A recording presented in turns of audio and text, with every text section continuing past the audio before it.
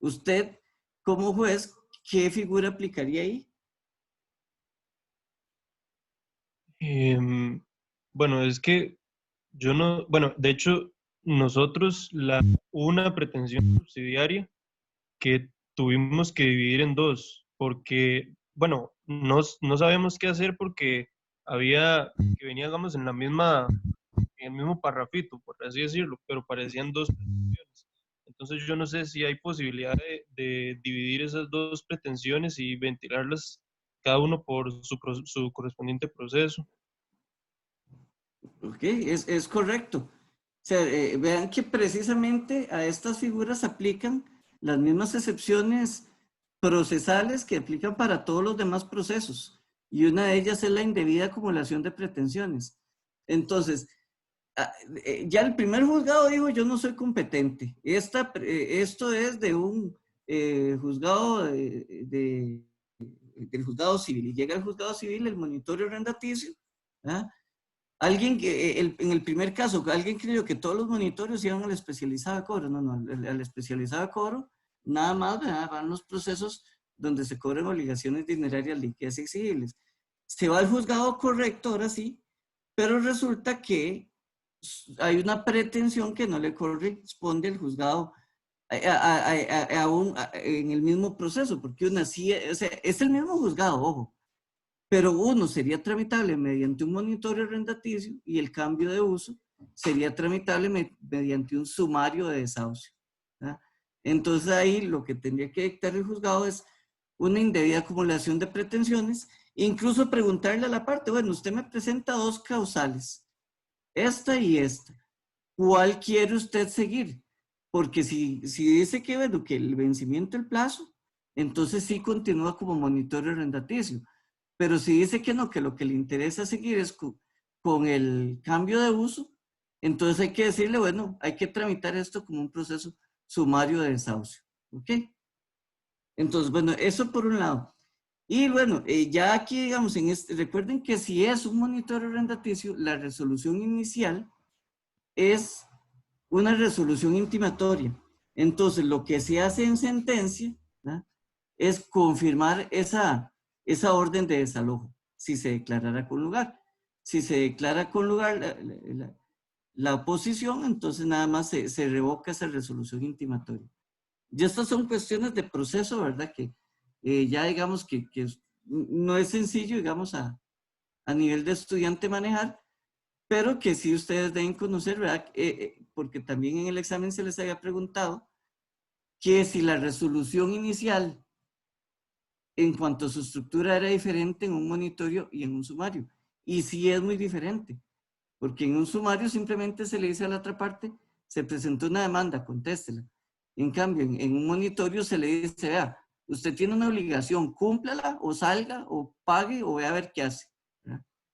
Entonces, Profe, sí. yo tengo una duda con respecto a eso, porque recuerdo que en una clase usted dijo que, digamos que con solo un correo donde evidencie, digamos, el uso del bien o un correo donde haga de conocimiento a la parte, ¿verdad?, que se va a quedar más tiempo y la otra parte le autorice, o sea, eso ya es un suficiente hecho para dar, digamos, plazo a la parte o autorización a la otra parte para hacer uso del bien tal como lo autorizó, ¿verdad? Sí, sí. Entonces a mí me queda duda esa parte porque, o Pero, sea, ¿cuál bueno, de las dos partes? ¿Lo del vencimiento del plazo eh, o lo del cambio al uso? no, el cambio del uso.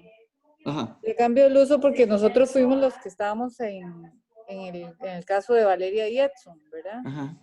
Entonces se presentaron los correos, pero entonces ahora me genera dudas si entonces los correos era prueba suficiente o no es prueba suficiente para ser acogido por un juzgado donde diga que sí estaba el señor Edson en conocimiento de que él dio el cambio del uso, digamos, vía correo. Bueno, yo precisamente en estos días estoy analizando un caso donde se presentan varios correos como medio de prueba. Yo no me conformaría con presentar el correo. Yo además le pediría a la parte un reconocimiento de documentos y que manifieste que efectivamente él recibió ese correo y que el contenido de ese correo efectivamente lo reconoce. Porque no se trata simplemente de presentar un montón de información en un proceso. Hay como que ligarla a través de testigos o a través de las partes, ¿verdad? Entonces yo, además del correo, hubiera pedido que la parte hiciera un reconocimiento de documentos y que dijera que sí, que efectivamente le había recibido ese correo y que sí, que el contenido era, en cuanto a lo que decía ahí, era, si se diera por enterado. Si eso hubiera sido así, ¿ah? Ya a la hora de la valoración de la prueba, posiblemente hubiera dicho que sí, que la parte estaba enterada y que nunca manifestó ninguna objeción al respecto en cuanto al cambio de luz, ¿verdad? Perfecto, gracias. Sí, sí tienen siempre, ¿verdad?, que tratar de ligar, ¿verdad?, los diferentes medios de prueba, ¿verdad? Porque a veces la gente cree que con solo un medio de prueba ya eso es como la ficha ganadora, ¿verdad? Y no necesariamente, ¿verdad? Profe, Nazaret sí tiene una pregunta. sí puedo hacer, vea, profe, es que no entendí muy bien. No estoy diciendo que los compañeros lo hayan hecho mal. Yo no entendí. No, Eh, la sentencia está bien, incluso tiene ajá, fundamentos, pero bueno, yo lo hubiera resuelto diferente, pero ¿cuál es tu pregunta? con respecto al uso del bien, a ver, ¿por qué es que digamos, yo entendí lo del proceso, que son indebida acumulación de pretensiones. Sin embargo, sí se hace un cambio del uso del bien, porque estaba para habitación Bueno, y... ellos citan una norma de la Ley General de Arrendamientos Urbanos y Suburbanos. Ujú, sí, Dicen que mientras se mantenga el uso como vivienda, pensemos ustedes están alquilando esta casa, ajá, pensemos, ¿ah? Y de ahí usted se gradúa y de ahí usted empieza a recibir gente ahí porque usted no va a ir a pagar otra oficina. Como sí, están las cosas normalmente, usted va a hacer una litigante desde su casa, ¿ah? Y incluso van a empezar a llegar clientes ahí. Entonces usted una parte de la casa la habilita como oficina, ¿ah? Y entonces de repente le dicen, no, pero usted cambia el uso. Usted ahora tiene una oficina de abogada y notaria, ¿ah? Y entonces hay una norma que ese es el artículo 5, donde dice que mientras usted permanezca, que se mantiene el uso habitacional, el hacer una pequeña industria o ejercer una actividad liberal, no no importa. constituye una violación del contrato, ¿verdad? Perfecto, entonces, muchas gracias. Entonces, sí, la norma que cita Ignacio y compañeros, ¿verdad? Muy Eh, bien. habilitaría esa situación, ¿verdad? Profe, yo también tengo una Denise, pregunta. Sí, sí. tampoco estoy diciendo que resolvieron mal, pero me quedó la duda porque ellos declararon el embargo de bienes que procedía, ¿verdad? Digamos, yo no sé, sí entendí la justificación de ellos, pero, por ejemplo, la pretensión, digamos, de la actora, bueno, el actor, es meramente digamos, el desalojo. Entonces, no me queda claro por qué el embargo de bienes si la pretensión es exclusivamente el desalojo del bien. O sea, ¿en qué Ujú. ayudaría el embargo de bienes? Sí, comparto la inquietud de Denise, ¿verdad? Sin embargo, recuérdense que las medidas cautelares aplican a todos los procesos, ¿verdad? Y si la parte lo pide y está dispuesta a dar un 25% del depósito, ¿verdad? Ese sí tendría que rendir la garantía, eh, como una forma de asegurarse el resultado del proceso por aquello que ellos están pidiendo, que bueno, que les causaron daños y otras cosas, pues podría ser, ¿verdad? Lo que pasa es que sí, como medida cautelar, ¿verdad? Tendrían que apostar el 25%, ¿verdad? Y explicar tal vez la fundamentación, ¿verdad? Tendría que ser un poco más clara, ¿verdad? A ver, ¿qué es lo que ellos pretenden asegurar el resultado económico de qué, ¿verdad? O sea, si es por el simple desalojo, como que uno no lo ve, ¿verdad? Y uno dice, bueno, cambió de uso y se va a ir. Bueno, si si ya se habla de es que se hicieron cambios de uso, pero además cambios estructurales y que por ahí puede haber algunos daños y que reparar eso pues tiene su costo y entonces todo eso lo logro explicar, entonces eventualmente sí podré pedir la medida del embargo preventivo como para asegurarse el pago de esas eventuales reparaciones, ¿verdad? Pero sí, se pareciera que, seamos honestos, la demanda que yo la hice, ¿verdad? Pues se las puso a ustedes para que la trabajaran. A propósito, tiene una serie de inconsistencias, ¿verdad? Y que esto es lo que uno en la práctica uno ve de entrada y uno dice, pero qué raro, ¿por qué me están pidiendo estas cosas, ¿verdad? Pero esto se hizo a propósito para que haya discusión. O sea, la idea no era presentar demandas perfectas, ¿verdad? Porque ustedes dijeron, ah, sí, tienen razón, vamos a declarar con lugar la demanda porque todo viene perfecto. No, le era presentar demandas que tenían errores, ¿verdad? Y que se pedían cosas que no necesariamente procedían, como para ver el análisis que ustedes están en capacidad de hacer ya para estas alturas, ¿verdad? ¿Me puedo seguir yo? Adelante. No, seguir yo con la lectura de... Ok, bueno, primero nada más, ¿alguna duda hasta el momento con lo que tenemos?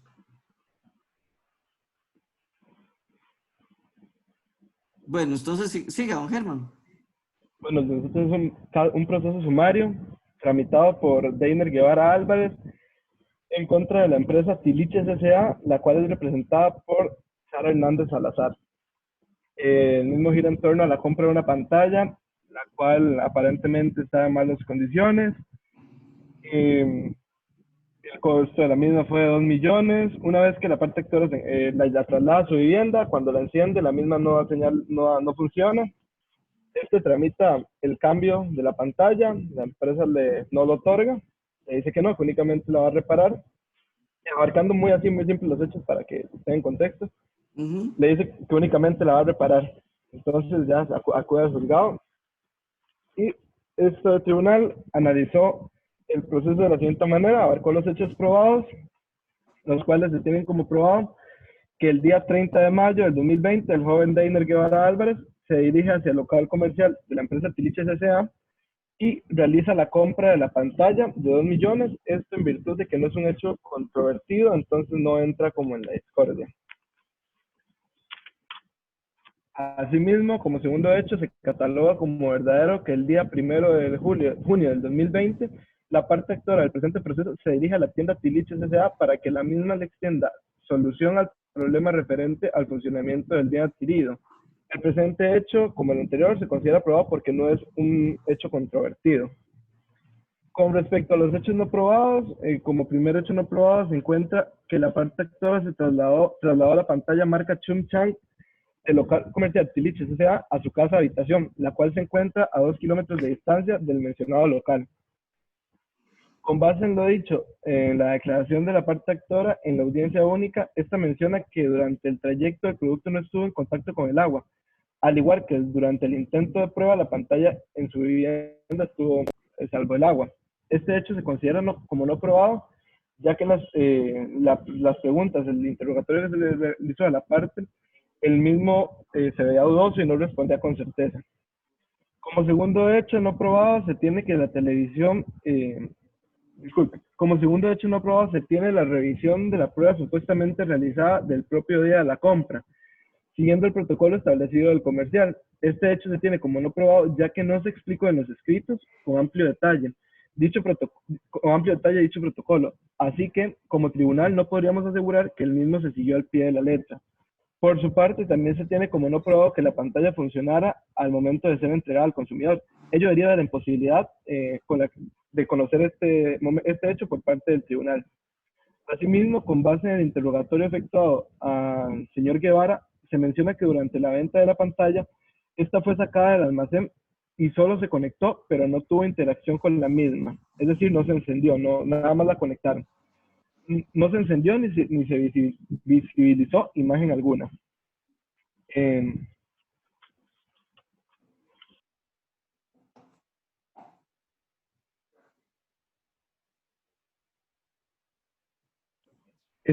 Como tercer hecho no probado se encuentra el supuesto daño psicológico y emocional sufrido por la parte actora debido a la imposibilidad de observar el campeonato de la Liga y Saprissa, donde este último llegaba a la final y ganaba.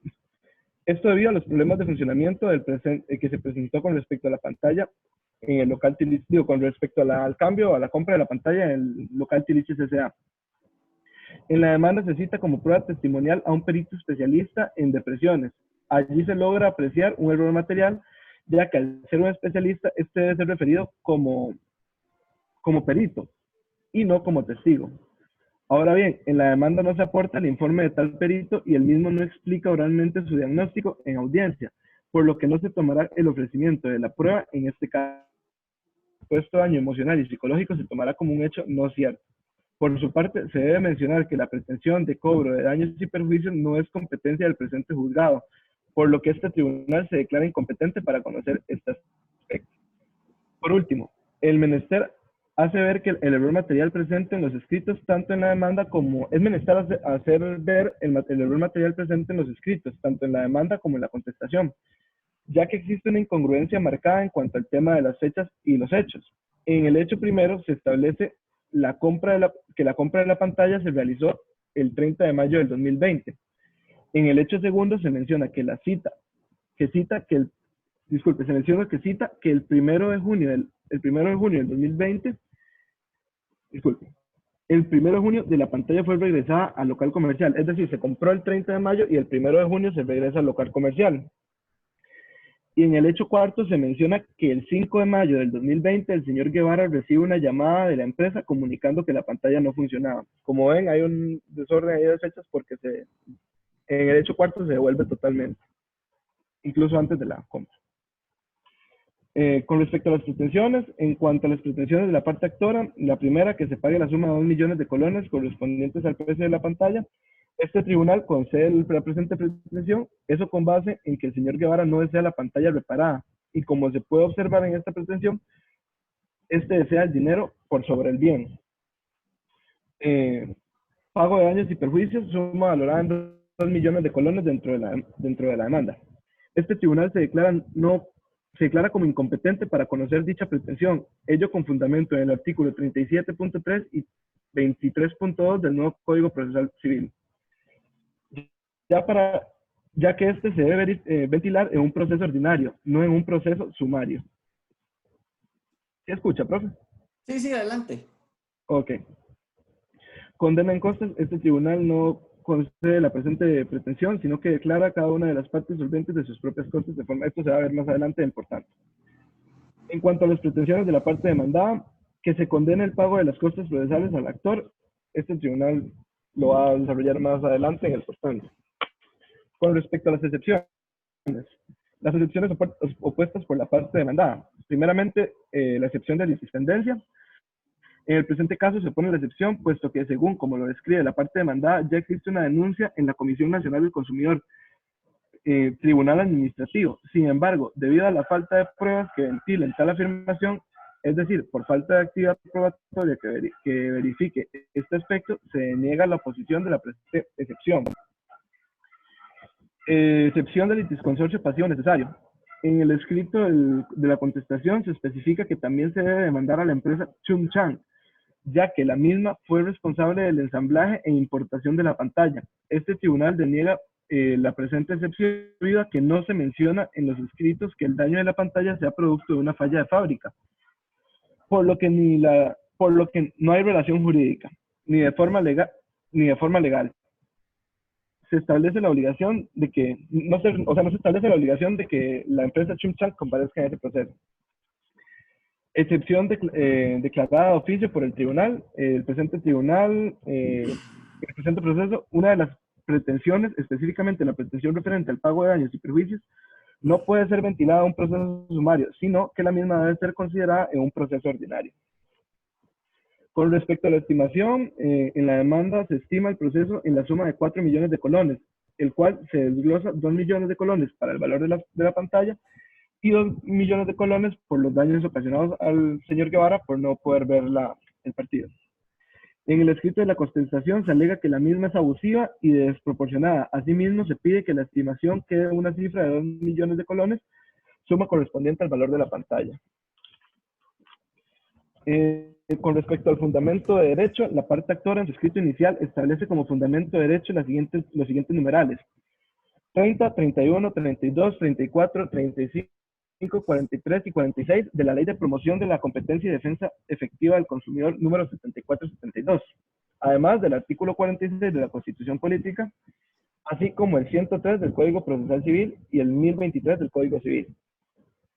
En el caso de la contestación, la parte demandada especificó como fundamento de derecho los ordinales 34, 35 y 43 de la Ley 74-72, es decir, la Ley de Promoción de la Competencia y Defensa Efectiva del Consumidor, y el artículo 8.6 y 22.1 del nuevo Código Procesal Penal.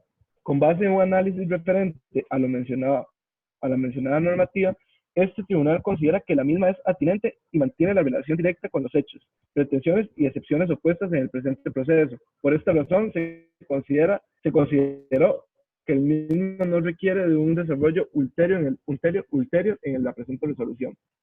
Con respecto a las pruebas aportadas, se aporta un recibo de compra de la pantalla. La parte actora de este proceso aporta como prueba el recibo de compra de la pantalla de televisión adquirida en Tiliches S.A. La misma es considerada por este tribunal como inadmisible, fundado en que según el Código Procesal Civil, el artículo 41.3, el cual refiere que las pruebas serán admisibles cuando las mismas tengan relación directa con los hechos y pretensiones, siempre que sean controvertidos. Como se dijo anteriormente, este hecho no es controvertido, entonces se tiene como cierto. Copia de certificación de garantías extendida. Con respecto al certificado de garantía extendida aportado por el actor, este se considera inadmisible en virtud de que carece de elementos fundamentales, los cuales se encuentran expresados en la ley, en el numeral 43 de la Ley 74-72, es decir, la de promoción de la competencia y defensa efectiva del consumidor. ¿Qué pasó, Germán? Ahí no le oigo.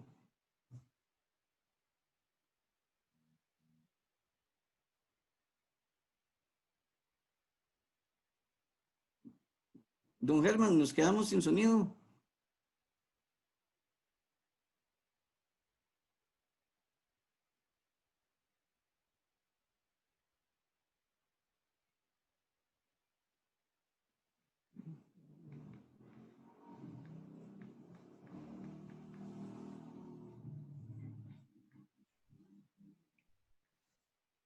Me fui momentáneamente, ya regresé. Ok. Con respecto al perito, la parte actora presenta como perito al licenciado Carlos Salazar Castro, psicólogo especialista en depresiones, quien declara sobre la afectación psicológica del demandante.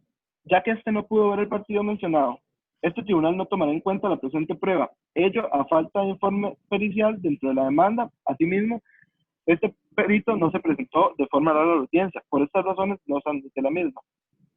Asimismo, este perito rendiría su informe sobre una supuesta afectación psicológica del señor Guevara.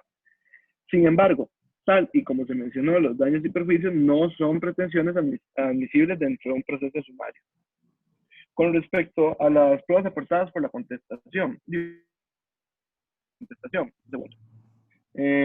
con respecto a la prueba testimonial y pericial, las declaraciones realizadas por el señor José Manuel Sánchez Víquez, este tribunal las considera pertinente destacar que en su doble condición de testigo y perito, ha generado contradicciones en sus declaraciones durante la audiencia, ya que la parte demandada indica en su escrito que este funge como experto y colaborador en ventas de la empresa Tiliches, lo cual a la hora de expresar su declaración menciona que él, abro comillas, él no sabe cómo funciona la garantía, ya que es técnico y no conoce esta información, ya que la misma corresponde al conocimiento y manejo correspondiente de los agentes de ventas. Debido a esto, el presente tribunal considera pertinente remitir un testimonio de piezas al Ministerio Público para que el mismo inicie una causa por el delito de falso testimonio. Testimonio, el cual se encuentra regulado en el numeral 323 del Código Penal, el cual expone, bueno, ahí viene el artículo y no considero leerlo. Por tanto, por decisión unánime del presente tribunal, se declara parcialmente con lugar la demanda con los siguientes términos. Primero, se condena a la parte demandada a pagar la suma de 2 millones de colones a la parte actora. Esto por razón del precio de la pantalla y no montos correspondientes a los daños y perjuicios. B. Se rechaza la pretensión de daños y perjuicios interpuesta por la parte actora, declarándose incompetente este tribunal para conocer tal pretensión. C. Se rechaza la solicitud de atribución de pago de costos procesales interpuestos por ambas partes, ya que cada una de las partes involucradas será solvente de las costas del proceso.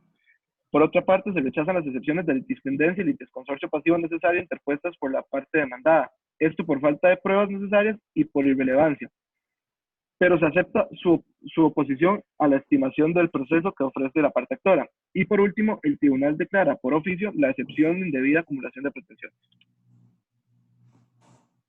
¿Esto? Sí, señor. Ok, lo de la litispendencia en estas denuncias de defensa del consumidor, pues siempre la gente presenta sugestiones, ¿verdad?, a la oficina del consumidor para ver qué logra, ¿verdad? Pero esta oficina tiene potestades muy limitadas, entonces normalmente lo que hacen es que llaman, reciben la queja y llaman a la persona que les vendió el producto y tratan de ver si les puede devolver o cambiar el producto.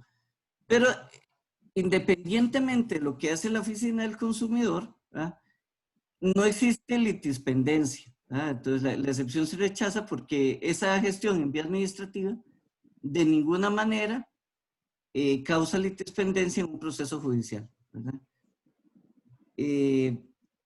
Luego también hay otro asunto con esto de la ley de protección del consumidor, que ustedes dicen, bueno, la pantalla vino dañada, pero digamos que eso se produjo en Corea y además eso lo trajo un importador ruso y eso se desalmacenó en un almacén en Costa Rica y luego eso lo sacó el gallo Goyo. Entonces, ¿a quién le reclamo? No, en materia del consumidor, ustedes le pueden reclamar a cualquiera en la cadena. Todos son solidariamente responsables por el producto. Porque entonces, imagínense ustedes, llegan acá y dicen, no, usted tiene que irse a reclamarle a la casa matriz allá en Corea. Entonces, sí, ustedes sí tienen que saber que el que les vendió aquí es el que se tiene que hacer responsable, ¿verdad?, de eso, ¿verdad? Y no es válido decir, no, es que no, yo lo vendo, pero eso no es problema mío, ¿verdad? Entonces, nada más para que tengan eso claro en cuestiones del... Profe, nosotros, bueno, al menos yo tenía una duda al momento de que pues, colocáramos lo del testimonio de piezas. Si es oficioso de parte del tribunal, ¿se puede hacerse oficio? Sí, uno normalmente no lo hace, pero sí tiene la facultad de hacerlo, ¿verdad? Si es algo totalmente evidente, ¿verdad?, de que la persona bajo juramento mintió, ¿verdad?, entonces ustedes sí pueden perfectamente testimoniar piezas y mandarlo al Ministerio Público para que investigue la procedencia, ¿verdad? Pero está bien, Okay. sí pueden hacerlo. Ok, gracias, profe. Profe, Sí. una pregunta. Es que yo escucho, no, tampoco estoy diciendo que es mal, es más que todo una duda. Digamos, por regla general, es que no, digamos, en los sumarios, ¿se puede o no se puede alegar daños y perjuicios? Es que, digamos, en mi mente yo tenía que sí se podía. Vea, ahí, por ejemplo, en lo que es los interdictos, incluso sí está previsto una norma que dice que se pueden pedir, ¿verdad? En lo que son estos sumarios del consumidor, la gente lo está alegando también, ¿verdad? Porque dicen, ¿cómo vamos a, por un lado, resolverle lo de la garantía y después mandarlo a otro proceso a que aleguen daños y perjuicios? Hay otras situaciones, por ejemplo, pensemos en un desahucio, ¿verdad?, que la pretensión sí es muy específica, que es el desalojo. Y si ya la gente quiere empezar a pedir en el desahucio lo que es la pretensión de pago de daños y perjuicios, entonces desnaturaliza completamente el proceso sumario, ¿verdad? Entonces, en esos casos, pues sí se les indica que no es una pretensión para este tipo de procesos. Lo que son sumarios y monitorios y procesos cobratorios, que bueno, por ahí también había un caso de un proceso cobratorio donde también se pretendían cobrar cosas que no eran, ¿verdad? Entonces, ahí uno lo que tendría que tener en cuenta es que estos procesos son para pretensiones muy específicas. Y si ustedes empiezan a pedir cosas que no son, se corren el riesgo de que se los envíen a la vía sumaria, ¿verdad? Sí, como le digo, en interdicto sí hay una norma expresa, ¿verdad?, que dice que sí se podrá cobrar daños y perjuicios, porque existe una norma expresa. yo le diría que por regla general en los demás sumarios no es lo correcto cobrar daños y perjuicios. Profe, Sí, ella. entonces seguiría la vía ordinaria. En ese caso, digamos, si se pide daños y perjuicios. Sí, ustedes, como les digo, ha sido una cuestión de interpretación. Incluso un Ok, día ok. aquí mismo en el tribunal, o sea, todavía hay eso de que, bueno, lo conocemos como ordinario, lo conocemos como sumario. Bueno, ya lo tenemos aquí, sigámoslo acá. Pero ya cuando estás metiendo daños y perjuicios, ya tiene más pinta de proceso ordinario. Ah, ok, ok, está bien. Gracias. Si la pretensión es muy específica, de nada más cúmplame con la garantía, cámbiame el producto, yo lo presentaría como en la vía sumaria, ¿verdad? Pero si ya el caso se complica, se hace mucho más complejo y ya en realidad el caso que se está transformando en un ordinario de daños y perjuicios, donde la causa es simplemente el producto que se vendió, pareciera que eso es más de vía ordinaria.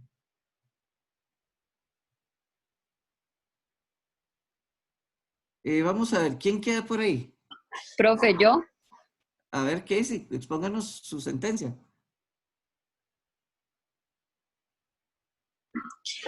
Sí, bueno, sería un proceso interdictal de amparo de posesión.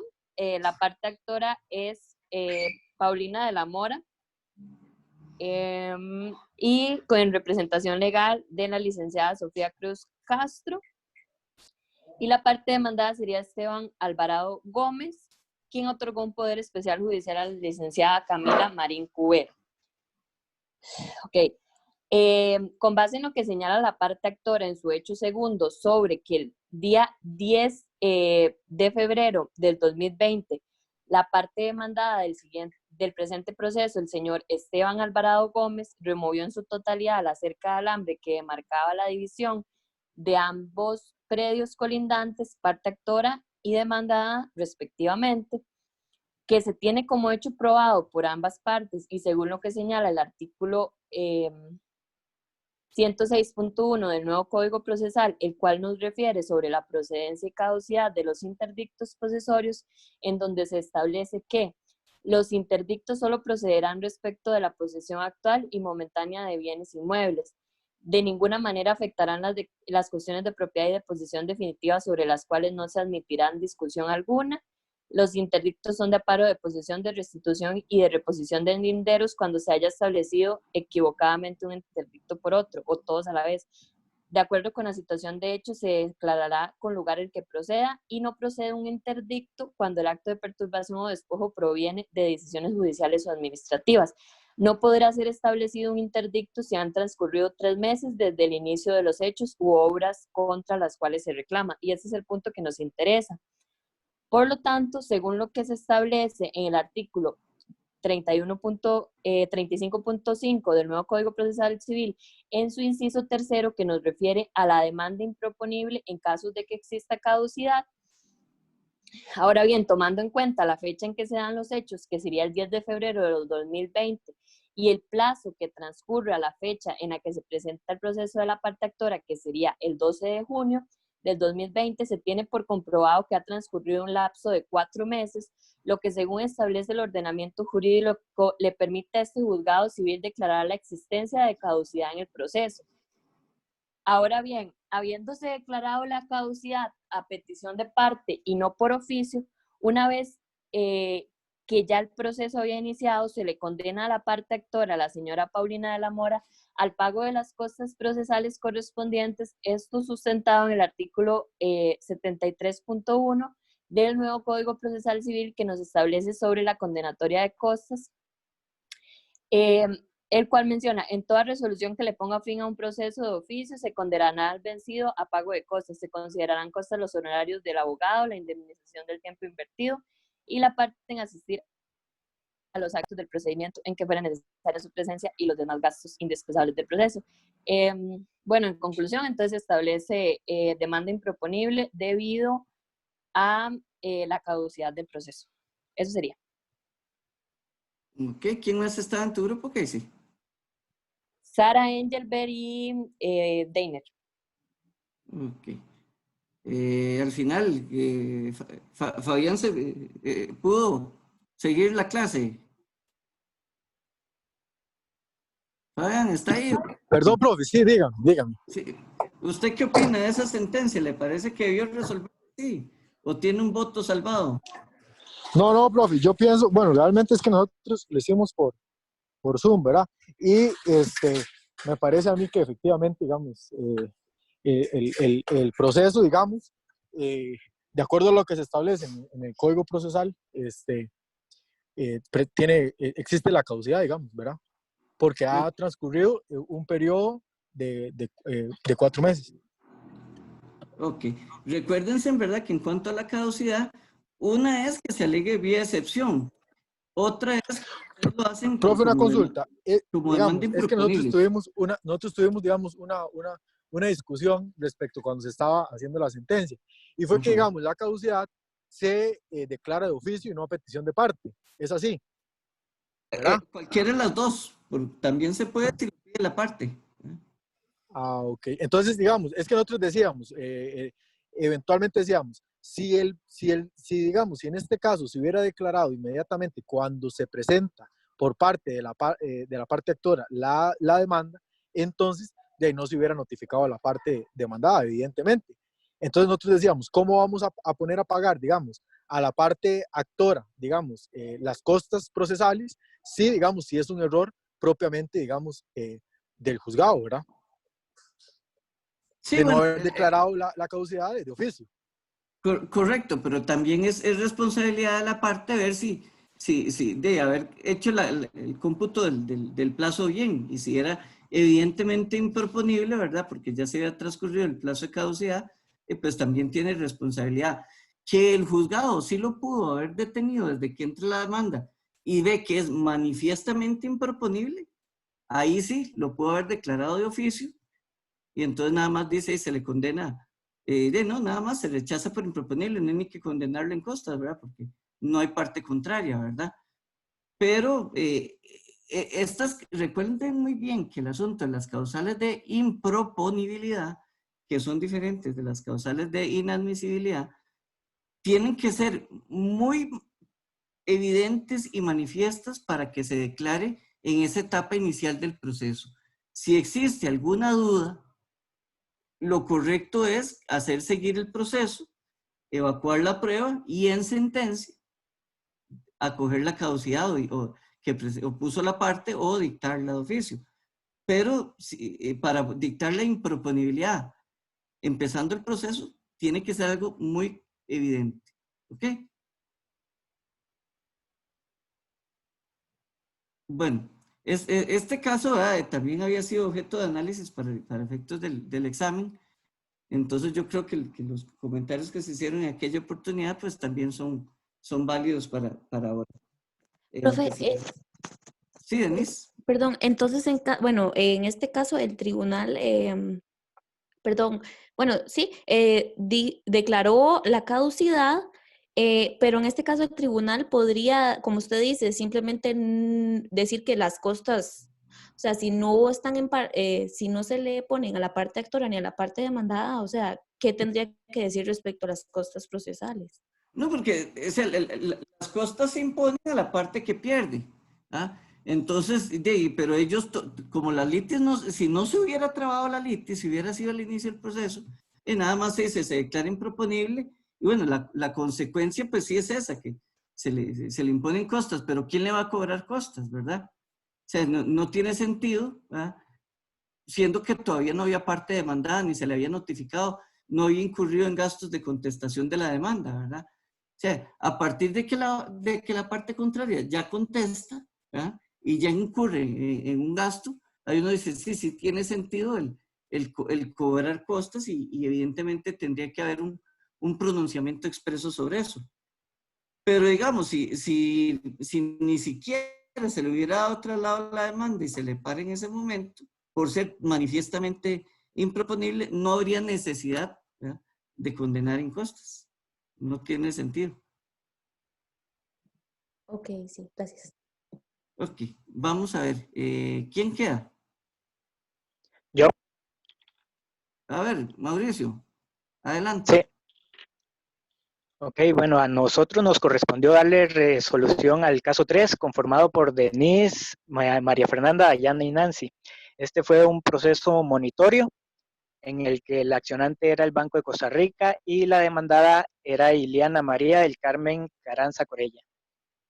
La demanda fue presentada por Nancy Marcela Castro Fernández en representación del Banco de Costa Rica en contra de la señora Iliana María del Carmen Carranza Corella. En los agravios expuestos por el recurrente, la parte actora acude ante el juzgado manifestando motivos de inconformidad. En el primero de ellos asegura que la señora Iliana es deudora del Banco de Costa Rica por la suma de 10 millones de colones. Esto mediante un contrato de préstamo universal con garantía hipotecaria número 12345, celebrado el día 15 de enero del 2019. En dicho contrato, como deudora, se constituyó como garante hipotecaria a través de una hipoteca de garantía de pago sobre la finca inscrita en el registro inmobiliario, en beneficio de la parte acreedora. La parte actora comprueba con el documento adjunto de contrato de préstamo con garantía hipotecaria no inscrita y título ejecutivo. La señora Iliana María del Carmen, aquí demandada, se constituyó expresamente en deudora del Banco de Costa Rica, aquí representada legalmente por la señorita Nancy Castro. En el segundo agravio, la parte actora menciona que la demanda incurrió en mora por falta de pago de la obligación allí estipulada. Al incumplir con lo pactado y como consecuencia de ello, adeuda las sumas dinerarias que son líquidas y exigibles a la fecha de hoy y que reclama de manera formal. Como hechos expuestos por la parte... Perdí el audio, Mauricio.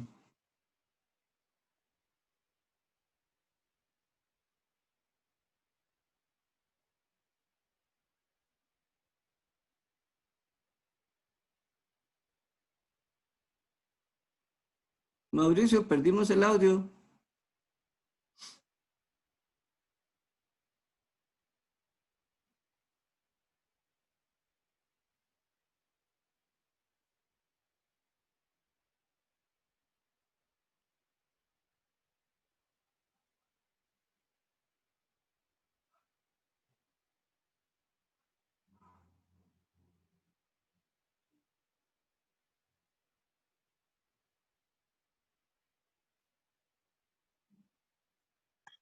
Como que se le fue el internet. Sí, yo creo que se le fue a... Yo creo que fue el internet. ¿Alguien más del grupo de Mauricio que nos colabore?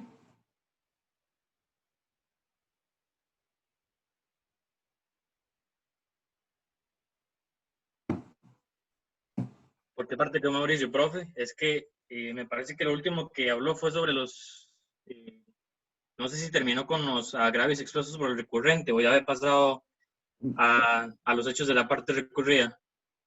Si quiere, pase los hechos. Saltémonos los... Yo creo que ya se conectó Mauricio. Mauricio, ¿está de regreso? Mauricio. Sí, ya, sí estoy. Ok, continúe.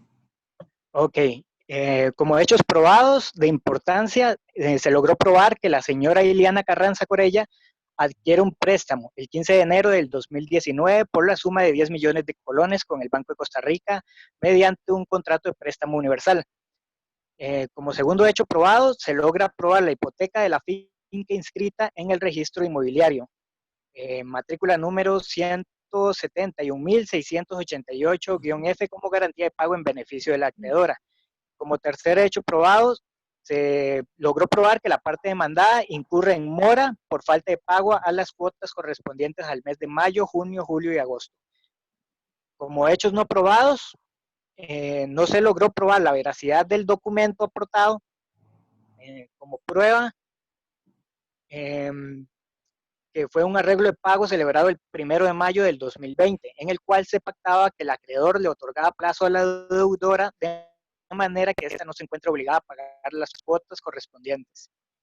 Sobre el caso en concreto, de la lectura del escrito de demanda y del juicio llevado a cabo, se aprecia que la parte actora pretende el cobro de la suma total del préstamo inicial, la misma correspondiente a un monto de 10 millones de colones exactos.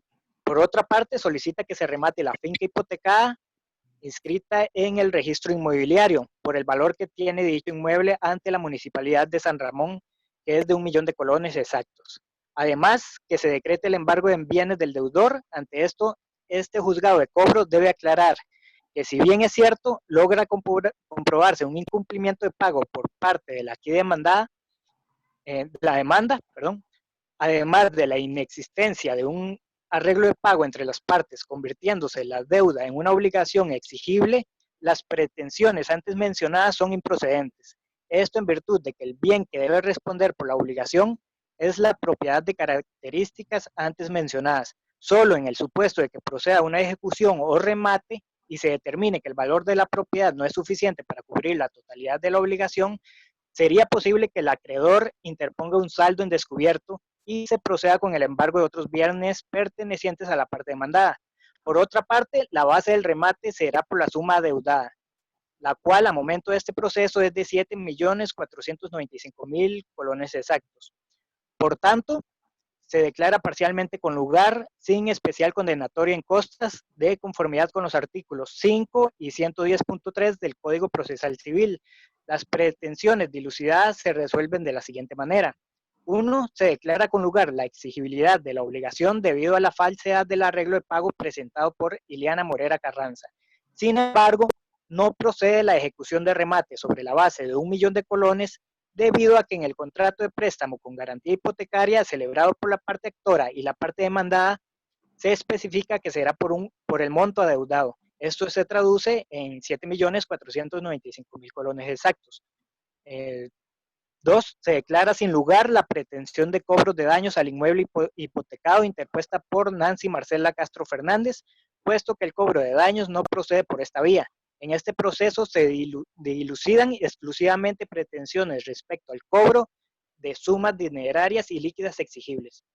Como tercer punto, se declara sin lugar la pretensión de embargo de bienes interpuesta por Nancy Marcela Castro Fernández, ya que, como se estipula en el contrato, el bien que responde a la deuda pactada es la finca inscrita en el registro inmobiliario. Matrícula número 171.688-F. Esto sería por nuestra parte. Ok, vamos a ver, ¿alguna duda sobre este último caso? Recuerden que hay un monitorio dinerario y hay una ejecución hipotecaria o prendaria. Y son procesos diferentes, ¿verdad? En la ejecución hipotecaria se puede ejecutar una hipoteca que esté inscrita. En un monitorio dinerario se puede ejecutar una hipoteca que no está inscrita, ¿ah? Entonces, lo primero que habría que ver es eso, si está inscrito o no está inscrito. Si está inscrito y es el procedimiento de ejecución hipotecaria, lo que procede, una vez que se presenta eso, me sacó. ¿Aló? ¿Sí se escucha? Sí. ¿Me escuchan? Yo no sé por qué aquí tengo pantalla. Aquí ya estoy. Así, en una ejecución hipotecaria, lo que se hace es sacar a remate el bien que se dio en garantía. ¿Y con qué base? Bueno, se saca, si hay base que ya estaba pactada en el contrato de hipoteca, es con esa base que se tiene que hacer. Si se había pactado que era con la suma, con el saldo adeudado, pues es con esa base que se tiene que hacer. Eso de decir que se saca con lo que el valor de tributación, pues, o de la municipalidad, pues evidentemente en este caso no procede. Uno sí puede pedir cuando hay otro tipo de remate y la norma habilita, si no hay una previsión contractual al respecto, que se saque por el valor que está registrado, si es de los últimos 3 años, o en defecto de eso tendría que hacerse un avalúo del bien. Pero en un proceso de ejecución hipotecaria, donde en el contrato de hipoteca sí existe una base fijada convencionalmente, tiene que respetarse eso. Luego también, muy bien el asunto, o sea, usted no podría, hasta que no existe un saldo en descubierto, ¿eso qué es? Que no alcanzó con el producto del remate del bien, hasta que no existe un embargo, un saldo en descubierto, no podrían perseguirse otros bienes. Y bueno, yo creo que eso es, yo creo que también habíamos comentado para efectos del examen ese caso. Pero está muy bien. Nada más una cuestión terminológica. Mauricio, ¿por qué usted habla de agravios? ¿Por qué es el primer agravio, segundo agravio? O Gilbert, ¿por qué hablan ustedes de agravios? Profe, nosotros lo pusimos como agravios expuestos, o sea, lo que ellos alegaban, los daños alegados por ellos. ¿O Ok. está mal empleado el término, profe? No, es que me sonó cuando se presenta, usted se dicta la sentencia y una parte la apela o presenta el recurso de casación, la parte tiene que expresamente indicar los agravios. ¿Eso qué quiere decirlo? Lo que de esa sentencia, que ya sea por una cuestión de fondo o forma, ¿cuál es el error que considera que existe en esa sentencia? Eso uno le llama agravios. Y cuando el superior conoce, el superior sí empieza a referirse, dice, bueno, en cuanto al primer agravio, que es digamos, el primer motivo de casación, ¿ah? Tal cosa, en cuanto al segundo agravio. Y los tribunales superiores resuelven sobre agravios. Pero aquí más bien es sobre las cuestiones alegadas, ¿verdad? Yo no le pondría tanto agravio como lo alegado en cuanto al primer alegato de la parte actor, en cuanto al primer alegato de la parte, ¿ah?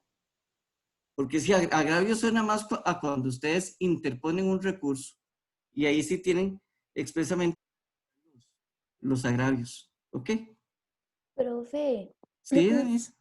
es una duda. En este caso, digamos, se declara con lugar, se dice que sí, la deuda es exigible, pero no procede la ejecución. O sea, se estaría esperando que la demandada pague, digamos, con otros medios. Bueno, digamos que aquí lo que el juzgado tendría que hacer, si se trata de una ejecución, ¿verdad? Hipotecaria, lo que se hace es que se saca de una vez al remate, ¿verdad?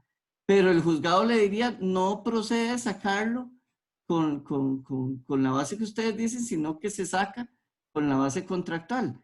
El bien se remata y con lo que se produce. O sea, entonces, vean que este procedimiento es muy particular, la ejecución hipotecaria, porque es que no se dice que se declara con lugar la demanda. Desde que se presenta la hipoteca inscrita, ya se supone que el acreedor tiene razón. Entonces, ni siquiera se le dice, debe, no, se le dice, disculpe, señor deudor, el bien va para remate. Entonces, en realidad no se declara con lugar o sin lugar. Lo que eventualmente se podría debatir en este tipo de procesos de ejecución prendario hipotecaria es si se presentó una oposición vía incidente, que es lo que autoriza el Código Procesal en el caso de ejecución hipotecaria prendaria, y por las 3 razones que se mencionan ahí de posibilidades para oponerse, por ejemplo, pago, prescripción o falta de exigibilidad. Entonces, en esos casos, lo que sí se podría decir es, se declara con lugar la oposición, el incidente de oposición por haberse demostrado que la deuda está prescrita, ¿verdad? Y entonces, por ejemplo, ¿verdad? Profe, pero este caso no es una ejecución. Este caso es era hipoteca inscrita o no inscrita. No inscrita. Es no Bueno, inscrita. entonces, si es una hipoteca no inscrita, entonces se va a un proceso monitorio dinerario. En el proceso monitorio dinerario hay 4 excepciones posibles. Tienen que plantear una oposición fundada en pago, prescripción, falta de exigibilidad y falsedad de documento. Si está fundada la oposición, se va a una audiencia.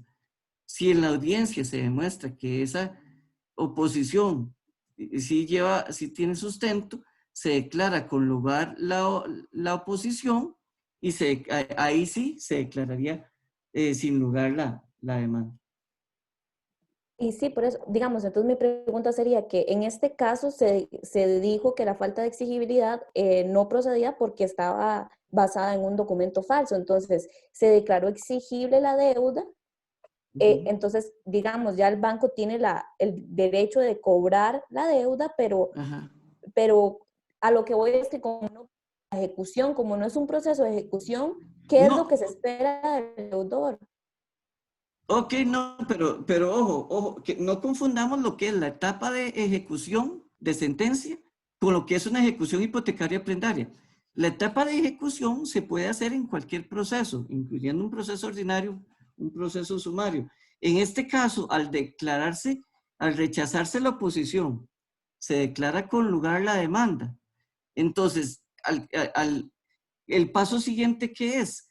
Siendo que ya se le da la razón dentro del monitorio, entonces ahí se dice, bueno, procedamos con la parte de ejecución en este proceso, con la parte de lo que es el ejecución patrimonial, y saquemos a remate el bien, ¿ya? Pero eso es dentro del mismo proceso que se rechazó la oposición. No es que usted tiene que irse a otro proceso, no. Ahí mismo, yo una vez descartada la oposición, habiéndole dado la razón, usted ahí mismo continúa con la ejecución provisional y le pide al juzgado que saque a remate el bien. Y una pregunta, ¿el deudor podría decir, no, no me lo saquen a remate, yo lo pago con digamos, unos ahorros que tengo, o no sé? Bueno, perfectamente. Vea que muchas veces las oposiciones se presentan para ganar tiempo.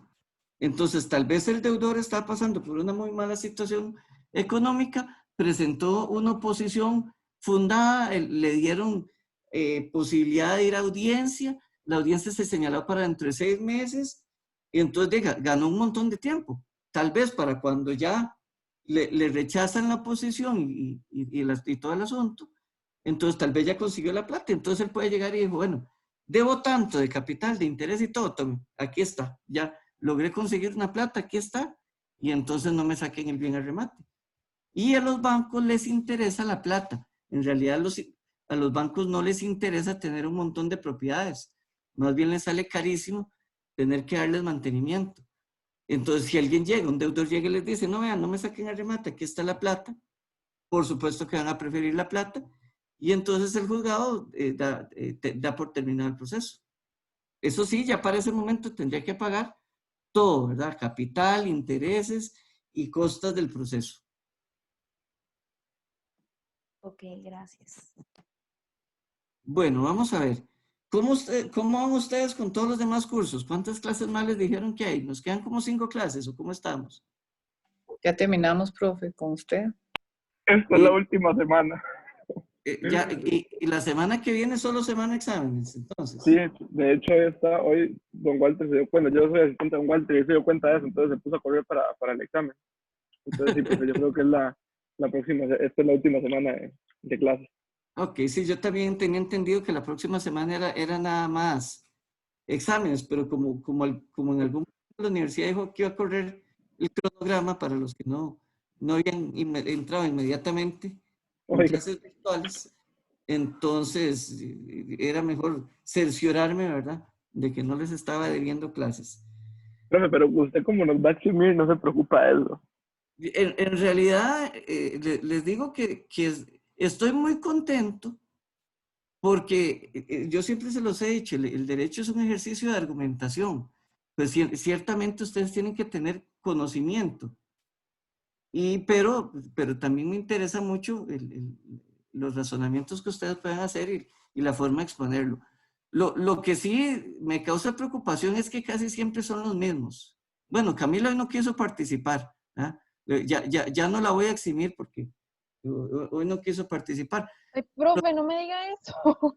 Pero normalmente son los mismos estudiantes los que hacen los ejercicios, los que presentan los trabajos. Y yo sé que hay otros que tal vez es que no les gusta mucho participar, ¿verdad? Que tal vez colaboran con el grupo, pero tal vez no les hace tanta gracia hacer las presentaciones. A todos esos que no las han hecho, les digo que en una carrera como la que ustedes decidieron estudiar, ustedes necesitan hacer estos ejercicios. Dicho lo anterior, me voy muy satisfecho porque en general me parece que el rendimiento del grupo ha estado muy bien, con algunas excepciones, ¿verdad?, contadas con la mano, pero en general han estado muy bien. Entonces, los que estaban eximidos la vez pasada posiblemente se van a volver a eximir. Lo que tenemos que negociar son las notas, ¿verdad? Entonces, lo que vamos a hacer en el transcurso de la semana, bueno, mañana tengo juicio, estoy bastante complicado, pero posiblemente como a partir del miércoles o jueves, voy a empezar vía WhatsApp, ¿verdad?, a negociar las notas con ustedes, ¿verdad? Y entonces a partir de ahí vamos a ver cómo les quedan las notas de este semestre. Por lo demás, muchas gracias a todas y todos. Fue un placer darles presencial y virtual. La verdad que fue una experiencia muy interesante. Y bueno, nos vemos ahí cuando estén litigando y lleguen al tribunal. Profe, muchas gracias. Bueno, Ya no gracias. tenemos más clases con usted. De los que vayan a repetir el curso, sí, van a llevar otro semestre completo. Ojalá que no tengamos que repetir, pero bueno, muchas gracias por todo entonces y ahí nos veremos en el proceso de la vida. Bueno, el que tenga cualquier otra duda, entonces ahí me la hace llegar. Recuerden subir las sentencias escritas a la plataforma, ¿verdad? Si no las suben, pierden los puntos, ¿ok? Profe, Sí, es que, profe.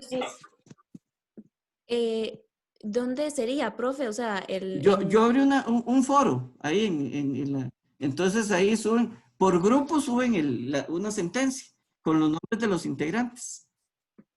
Ok. Bueno, cualquier otra duda me la hacen llegar por WhatsApp. Gracias, profe. Buenas noches. Hasta luego. Gracias, profe. Buenas noches. Buenas noches. Gracias, Gracias. profe. Nos Y vemos. que Buenas noches. gane esa prisa. Ojalá. Esperemos, profe. Hasta Hasta luego, buenas noches. Gracias.